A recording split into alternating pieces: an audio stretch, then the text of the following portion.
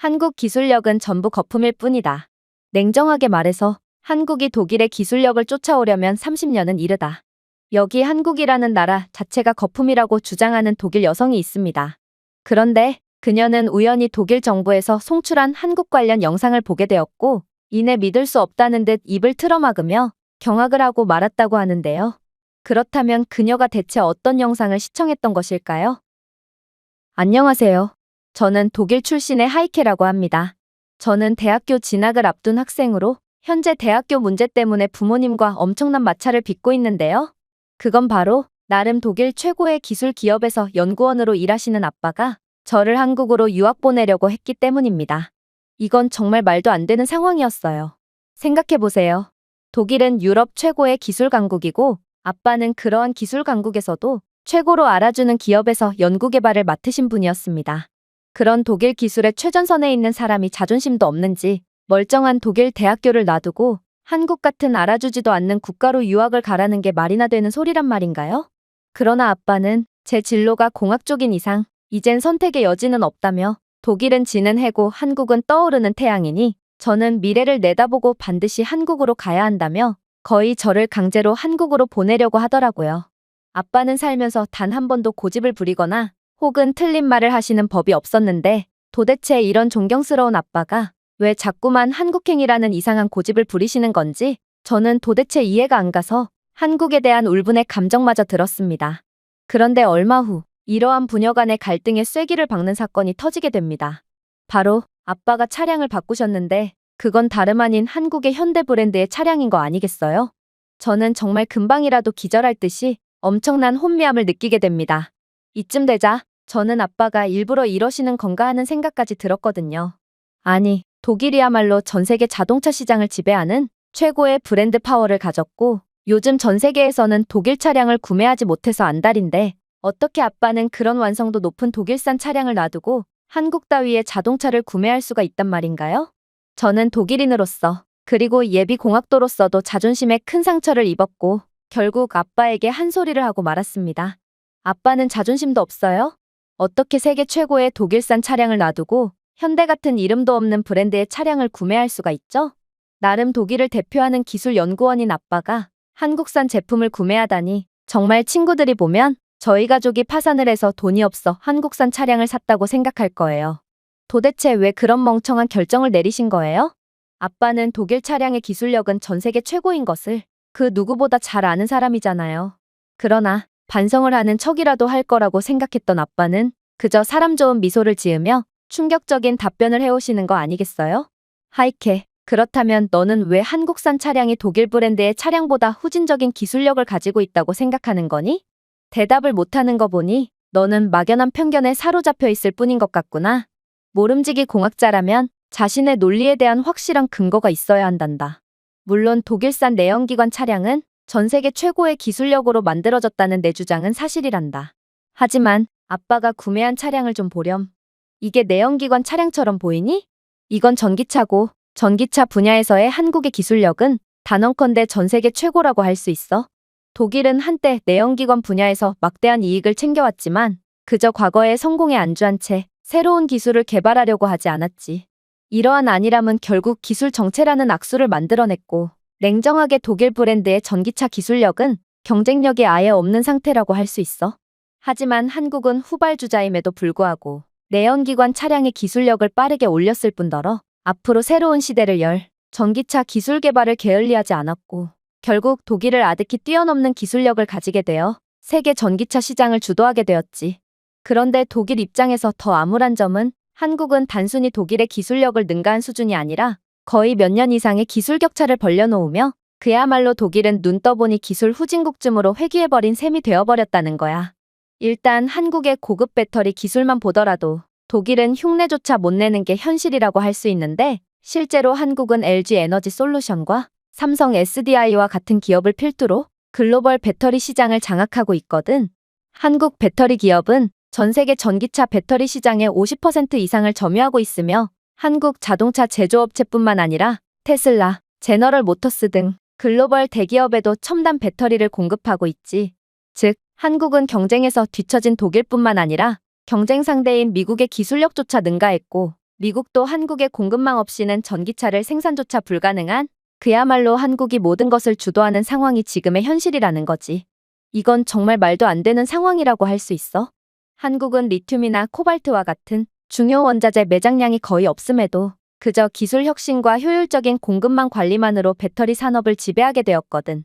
이는 방대한 천연자원을 활용하지만 아무리 연구개발에 막대한 투자를 해도 한국산 배터리 성능을 좀처럼 따라잡지 못하는 중국과 비교되며 한국인들의 천재성을 더욱 부각시키고 있지. 그렇다면 독일의 경우는 어떨까?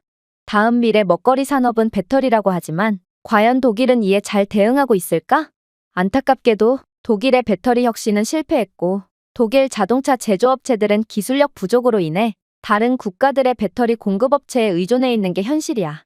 특히나 독일은 저가 정책으로 승부수를 띄운 중국산 배터리를 사용하는 경우가 많은데 중국산 배터리는 성능도 형편없고 무엇보다 안정성 면에서 전혀 신뢰를 할 수가 없어서 중국산 배터리를 사용한 전기차는 과열로 인해 폭발하기 일쑤지. 이건 한국 배터리가 사용된 전기차들과는 완전히 다른 모습이야.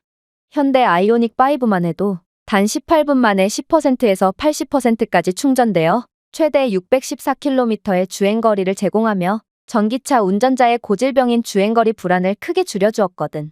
반면에 중국산 배터리는 충전 속도는 한국산에 비해 3배나 오래 걸리지만 주행거리는 한국산의 절반밖에 못 미치는 형편없는 수준을 보여줄 뿐이지. 안정성은 또 어떻고? 심심하면 과열로 폭발하는 중국산 배터리와는 반대로 한국산 배터리는 혁신적인 냉각 시스템과 열 관리를 통해 안전을 우선시하여 과열이나 화재 위험을 대폭 줄였거든. 실제로 첨단 열 관리 기능을 갖춘 현대 코나 EV는 미국에서 진행된 안전 테스트에서 지속적으로 가장 높은 점수를 받기도 했지. 그야말로 한국은 이제 기존의 기술 강국의 훈장을 쥐고 있던 독일의 손에서 훈장을 완전히 빼앗고 자신들은 새로운 시대를 주도할 기술 강국임을 스스로 증명해낸 거야.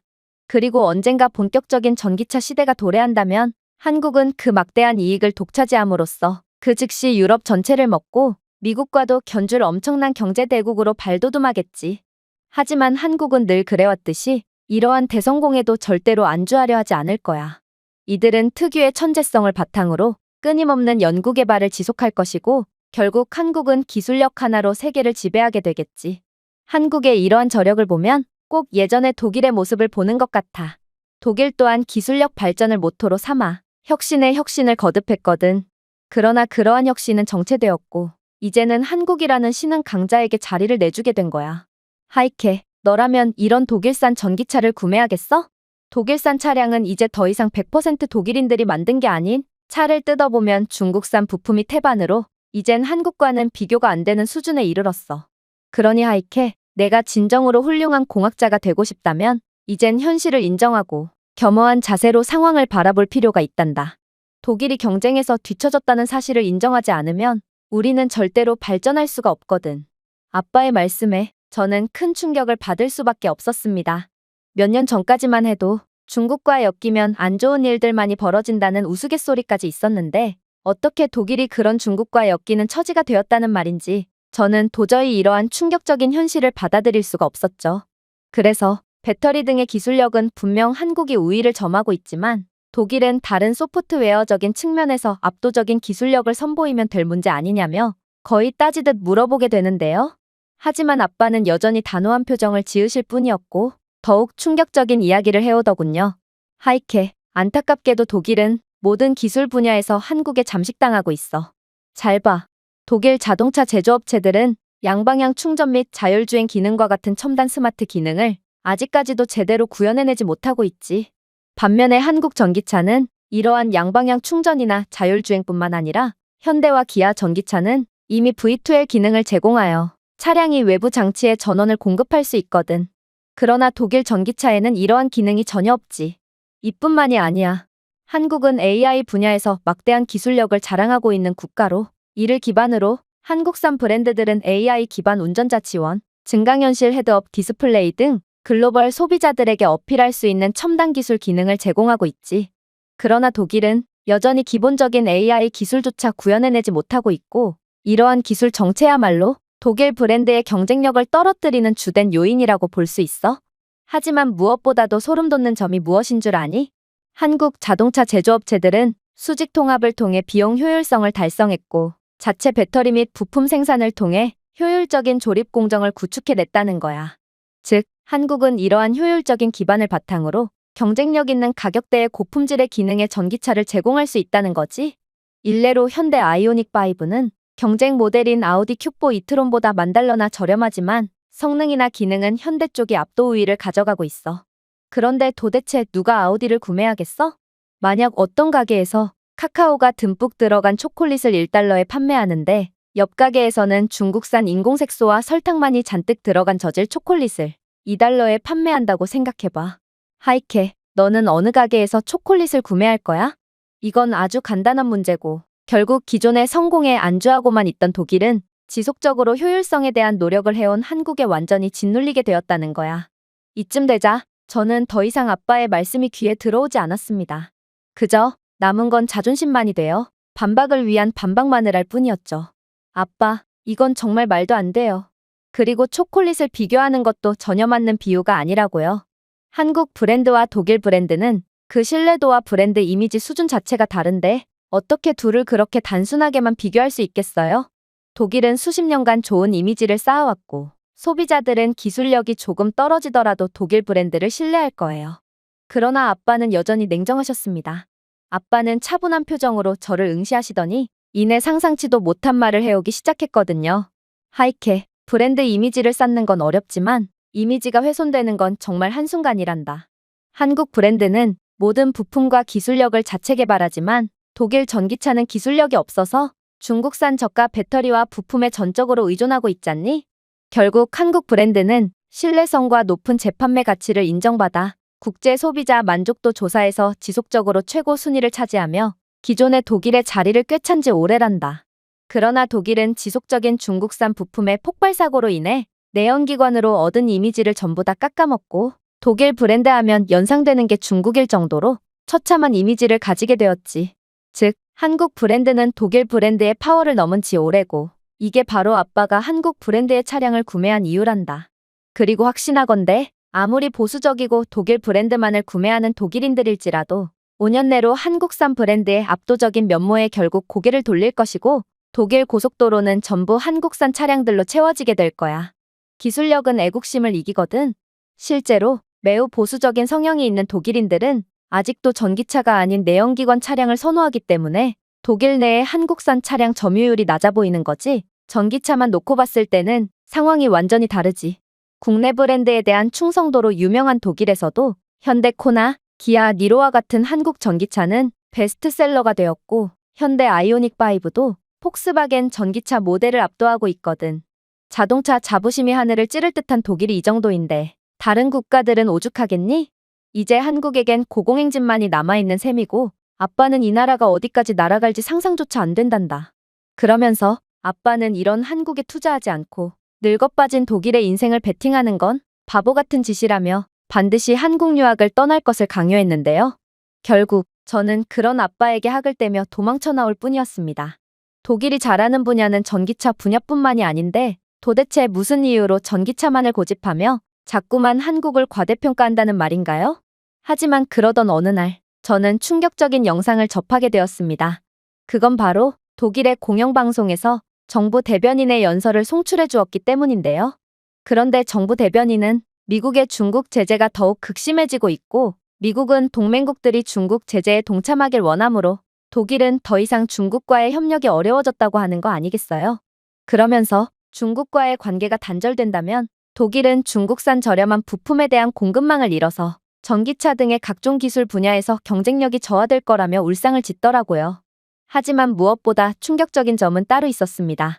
바로 독일 정부 관계자는 독일은 이제라도 한국의 연구개발 모델을 따라해서 한국에 내준 기술 강국의 지위를 되찾아와야 한다는 믿기지가 않는 발언을 했기 때문인데요.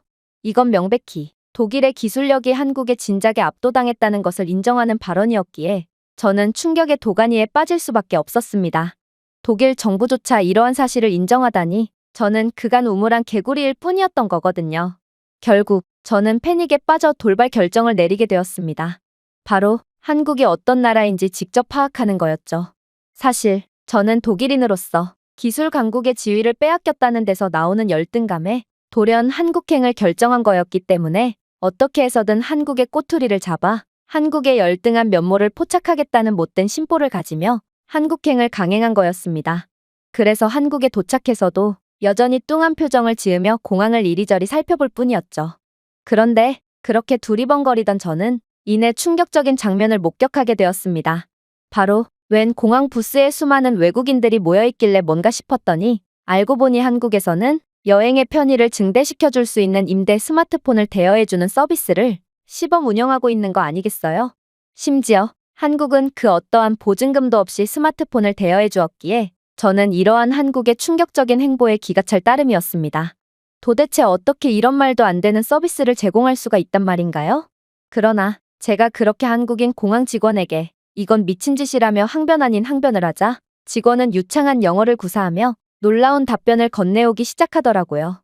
글쎄요, 사실 이러한 임대폰 서비스는 한국인들을 대상으로 먼저 시작했으나 단 한 명도 임대 스마트폰을 훔치거나 반납을 하지 않은 경우는 없었거든요.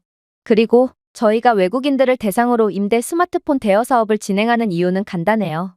대부분의 외국인들은 기능이 거의 없는 저가형 스마트폰 모델을 사용하는 경우가 많은데 그런 스마트폰으로는 한국을 100% 온전히 즐길 수가 없거든요.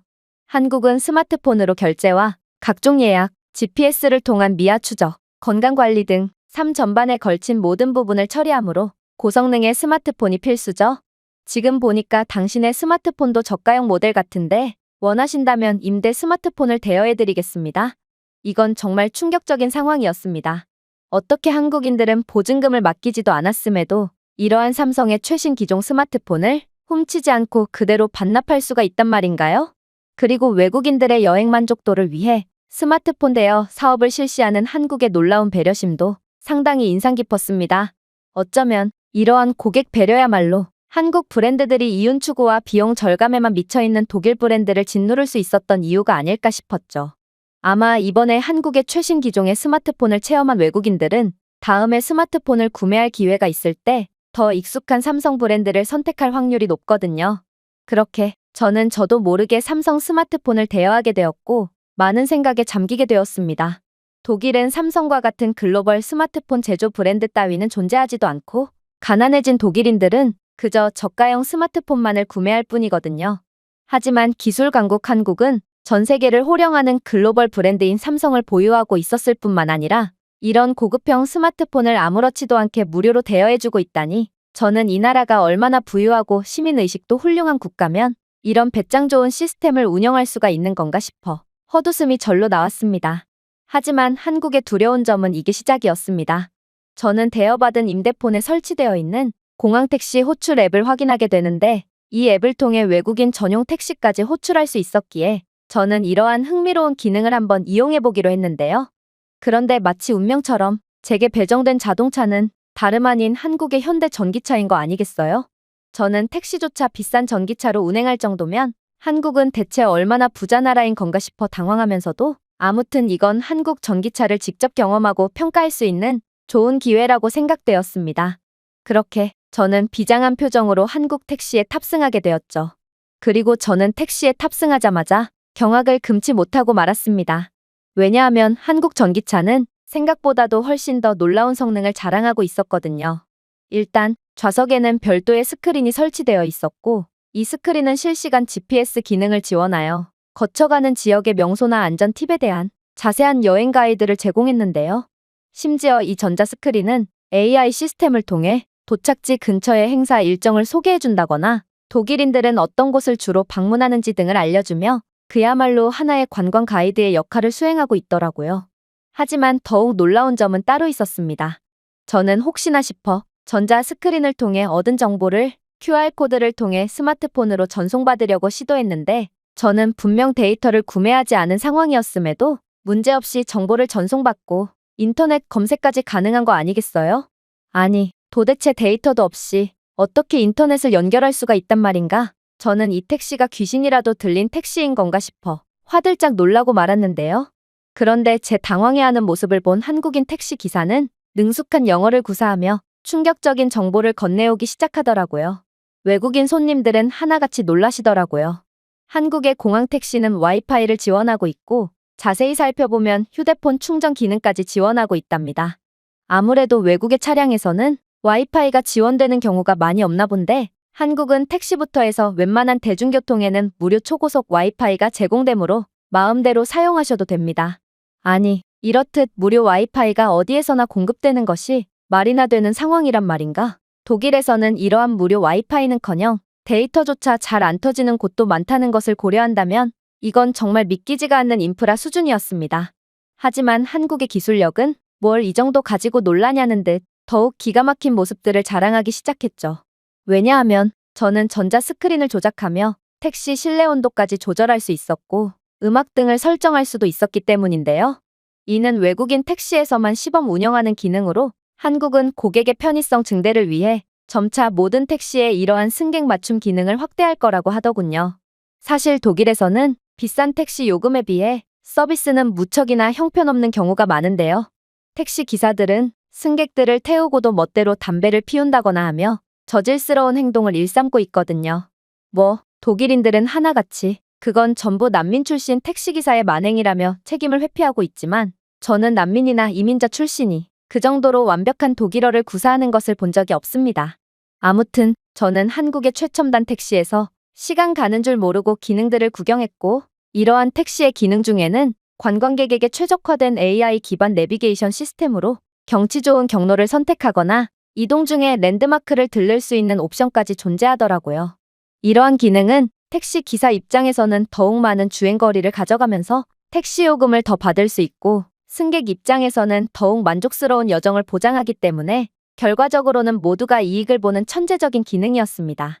한국은 정말로 기술력과 아이디어로 엄청난 부가가치를 창출하고 있었고 아무래도 아빠와 더불어 독일 정부 대변인까지 나서 한국을 극찬했던 건 그럴 만한 이유가 분명히 있어 보였죠.